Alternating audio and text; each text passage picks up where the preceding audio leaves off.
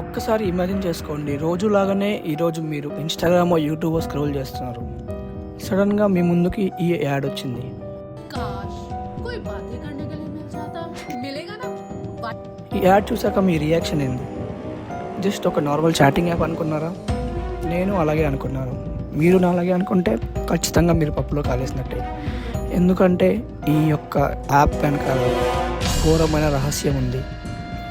అది మీరు నేను ఊహించలేనిది. అలా ఈ యాప్ వెనకాల ఉండే అందమైన ఫేస్లు వెనకాల, ఫ్రెండ్లీ మాటల వెనకాల ఒక ఘోరమైన నిజమే దాగుంది. ఈ నిజాన్ని తెలుసుకోవాలనుకుంటే ఈ వీడియో లాస్ట్ దాకా చూడండి. ఖచ్చితంగా ఎంతో కొంత మీకు ఉపయోగపడుతుంది, నాకు ఉపయోగపడుతుంది. So let's get into the video. This was the story of బైబ్లీ, ద డిజిటల్ ట్రాప్. ఈ వీడియో చివరి వరకు చూడండి. ఇది ఒక స్టోరీ మాత్రమే కాదు, ఇది ఒక వార్నింగ్. ఈ యాప్కి కారణం రవికాంత్ అనే కర్నూలుకి చెందిన వ్యక్తి. రవికాంత్ ఒక హ్యాకరు కాదు, అలా అని ఒక గొప్ప టెక్నీషియను ఇంజనీరు కాదు, అలా అని సాఫ్ట్వేర్ మీద అంత పట్టు లేదు. ఒకరోజు సాయంత్రం రవికాంత్ అలా సోఫాలో కూర్చొని టీవీ చూస్తుండగా సడన్గా ఒక న్యూస్ తన ముందు కనిపించింది. అదేంటి అంటే డిజిటల్ స్కామ్. ఆ డిజిటల్ స్కామ్లో స్నాప్చాట్, ఇన్స్టాగ్రామ్ లేదా వేరే వేరే సోషల్ మీడియా యాప్స్లో ఫేక్ అకౌంట్స్ వేసుకొని డబ్బులు దొబ్బేస్తున్నారు. సో ఆ స్కామ్ని చూసి మీరైతే ఏమనుకుంటారు? జాగ్రత్తగా ఉండాలనే కదా అనుకుంటారు. కానీ రవికాంత్ ఆ న్యూస్ని చూసిన వెంటనే ఒక చిన్న నవ్వు నవ్వి, వాళ్ళే సంపాదించగలిగినప్పుడు నేను ఎందుకు సంపాదించలేను అనుకున్నాడు. ఆ ఒక్క చిన్న ఆలోచన మొత్తాన్ని మార్చేస్తుందని ఎవ్వరూ ఊహించలేదు. కొన్ని రోజుల తర్వాత రవికాంత్ 10 మంది అమ్మాయిల్ని టెలికాలింగ్ జాబ్ ఇప్పిస్తాను అని చెప్పి తీసుకొచ్చి వాళ్ళకి ట్రైనింగ్ ఇవ్వడం స్టార్ట్ చేశాడు.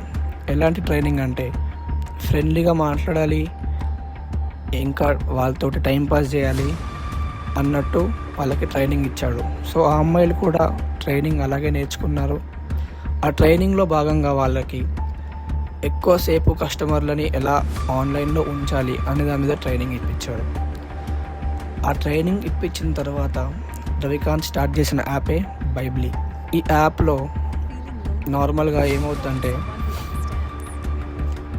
మనం ఈ యాప్లో డబ్బులు అయితే యాడ్ చేసుకోవాలి. ఆ డబ్బులు యాడ్ చేసుకున్న తర్వాత టాక్ టైం ఇస్తారు వాళ్ళు. 5 మినిట్స్కి ఇంత గోల్డ్, ఇంత కాయిన్స్, 10 మినిట్స్కి ఇన్ని కాయిన్స్ అని కట్ అవుతాయి. ఆ ట్రైనింగ్ ఆ అమ్మాయిలకి చాలా బాగా అర్థమైంది. సో యాప్ స్టార్ట్ చేశాడు. యాప్ స్టార్ట్ చేసిన తర్వాత ఆ యాప్ కోసం చాలా ఇన్స్టాగ్రామ్లో కానీ యూట్యూబ్లో కానీ అడ్వర్టైజ్మెంట్స్ కానీ ఇంకా చాలా రన్ చేసుకుంటూ కస్టమర్ని అయితే గెయిన్ చేశాడు. కొన్ని వేల మంది అయితే ఈ యాప్ని అయితే డౌన్లోడ్ చేసుకున్నారు. సో ఆ యాప్ని డౌన్లోడ్ చేసుకున్న తర్వాత రవికాంత్కి తన ఇన్కమ్ రోజు రోజుకి పెరుగుతుండడం. వాళ్ళ టీంతో చెప్తాడు, మనం చేసేది చాలా పెద్దది. సో మనం ఎంతసేపు వీలైతే అంతసేపు ఎక్కువసేపు కస్టమర్స్ని యాప్లో ఉండేలా చేయాలి. సో అప్పుడే మనకి ఎక్కువ పైసలు వస్తాయని చెప్పి రవికాంత్ అయితే ఇదంతా చేస్తాడు. పైసలు అయితే వెళ్తూ ఉంటే ఒకరోజు రాత్రి ఆనందం అయితే పడ్డాడు. కానీ ఆ ఆనందంతో పాటు వెంటనే కొన్ని రోజుల తర్వాత ఆ కంపెనీ మీద కంప్లైంట్స్ అయితే రావడం మొదలైనవి. ఏంది అంటే ఆ ఉన్న అమ్మాయిలే మాట్లాడుతున్నారు, ఎవరు కొత్త వాళ్ళు రావట్లేదు ఎందుకు అని చెప్పి వాళ్ళైతే కంప్లైంట్లు అయితే యాప్లోనే రైజ్ చేయడం స్టార్ట్ చేశారు. సో ఫస్ట్ వాళ్ళకి తెలియదు కదా ఇదంతా స్కామ్ అని. సో ఆ యాప్ వాళ్ళు ఏంటంటే కొత్త వాళ్ళు వస్తారు, వెయిట్ చేయాలా తప్పదు అన్నట్టు కొంచెం రిప్లై ఇవ్వడం మొదలెట్టిన తర్వాత ఒక అబ్బాయి అయితే ఫుల్ పైసలు పోగొట్టుకుండు ఆ యాప్లో. తర్వాత ఆ యాప్ వాడు ఇంకా అంటే ఆ యాప్ వాళ్ళని ఫోర్స్ చేస్తుండు, కొత్త అమ్మాయిలు వస్తలేరు, నేను ఎంత పైసలు వేస్ట్ చేసుకున్నా మీ యాప్లో అది ఇది అని చెప్పి ఆ యాప్లో వాడు మెసేజ్ల మీద మెసేజ్లు పెడుతున్నాడు. సో ఒకరోజు సడన్గా యాప్ అయితే వాడిని బ్లాక్ చేసింది. వాడిని బ్లాక్ చేసిన వెంటనే వాడు ఏం చేసిండంటే పోలీసు వాళ్ళ దగ్గరికి వెళ్ళి, ఇట్లా ఇగో ఈ యాప్లో నేను పైసలు అయితే ఇంత పెట్టినా నాకు వస్తలేదని చెప్పి యాప్ మీద అయితే కంప్లైంట్ ఇచ్చిండు.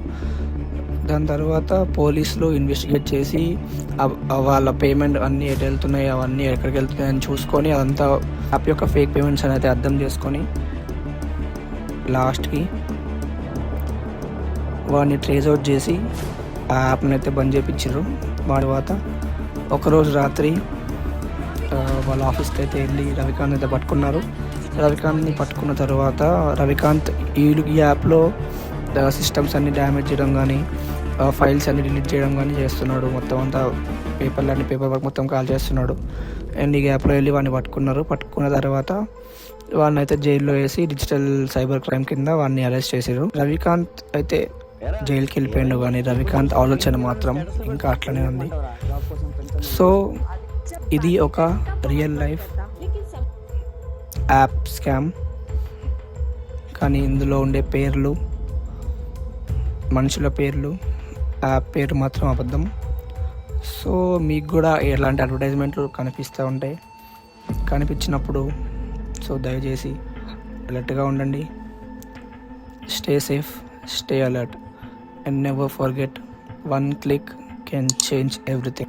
This is a story of Bybly, the digital trap. మీకు కాంటెంట్ నచ్చితే ఒక లైక్, ఒక సబ్స్క్రైబ్, ఒక కామెంట్, ఒక షేర్. ఇంకా మంచి మంచి ఇన్ఫర్మేటివ్ వీడియోస్ మీ ముందుకు తీసుకొస్తాను.